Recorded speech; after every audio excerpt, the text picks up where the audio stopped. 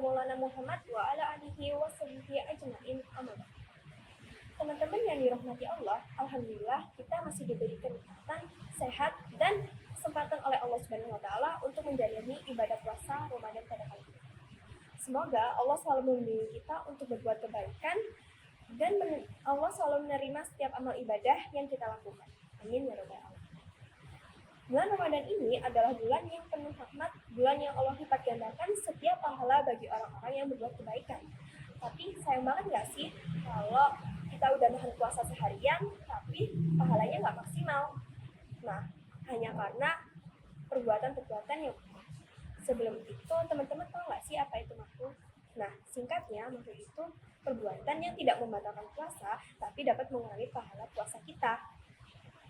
Nah, pada kesempatan kali ini, izinkan saya membahas sedikit mengenai perbuatan makruh saat puasa biar kita lebih berhati-hati dan dapat memaksimalkan pahala di bulan Ramadan kali ini. Nah, apa aja sih perbuatan-perbuatan makruh saat berpuasa? Yang pertama, berkumur atau memasukkan air ke hidung terlalu dalam saat berwudu. Nah, wudu memang dianjurkan, tapi kalau berkumur atau memasukkan air saat berwudu ke hidung itu terlalu dalam, itu dapat beresiko air tertelan. Nah, hal itu dapat menjadi makruh. Nah, sebaiknya kita berwudu sewajarnya saja. Nah, yang kedua adalah mencicipi makanan tanpa alasan yang jelas. Teman-teman pernah nggak sih melihat ibu kita menyiapkan takjil? Nah, itu biasanya mencicipi makanan untuk memastikan rasanya. Nah, tapi jika teman-teman ikut-ikutan untuk mencicipi makanannya, itu dapat menjadi makruh karena bisa beresiko tertelan. Sebaiknya kita hindari agar puasa kita tetap terjaga. Yang ketiga, itu berkata kasar atau berdebat tanpa manfaat.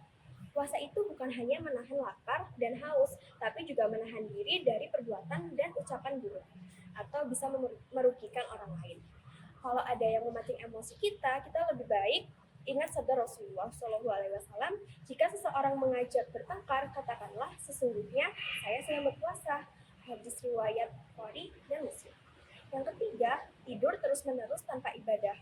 Tidur saat puasa memang tidak membatalkan, bahkan dapat menjadi pahala jika kita diniatkan untuk menjaga energi kita. Tapi kalau dari sahur hingga berbuka puasa saat maghrib, hanya tidur tanpa sholat, tanpa membaca Al-Quran, tanpa berzikir. Nah, itu sayang banget ya sih, kita dapat melewatkan kesempatan untuk mendapatkan pahala di bulan Ramadan. Nah, yang terakhir itu menghabiskan waktu dengan hal yang tidak bermanfaat. Nah, kita hidup di zaman teknologi, teman-teman. Nah, kita pastinya tidak lepas nggak sih dari gadget. Biasanya kita menghabiskan waktu hanya untuk scroll media sosial seharian, main game tanpa batas, atau menonton hal yang dapat merugikan dan mengurangi pahala puasa kita.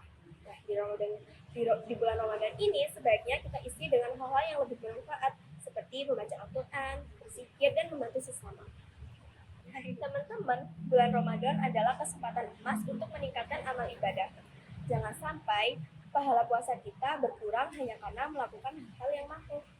Mari kita manfaatkan waktu dengan sebaik-baiknya agar puasa kita menjadi lebih berkah dan bernilai di sisi Allah Subhanahu wa taala. Semoga Allah menerima amal ibadah kita semua dan menjadikan kita orang-orang yang bertakwa. Amin, amin ya rabbal alamin. Wabillahi taufiq wal hidayah. Wassalamualaikum warahmatullahi wabarakatuh. Selamat menunaikan ibadah puasa 1446 Hijriah. Semoga amal ibadah dan kebaikan yang kita lakukan di bulan suci Ramadan ini dapat diterima di sisi Allah Subhanahu wa taala. Amin, amin ya rabbal alamin.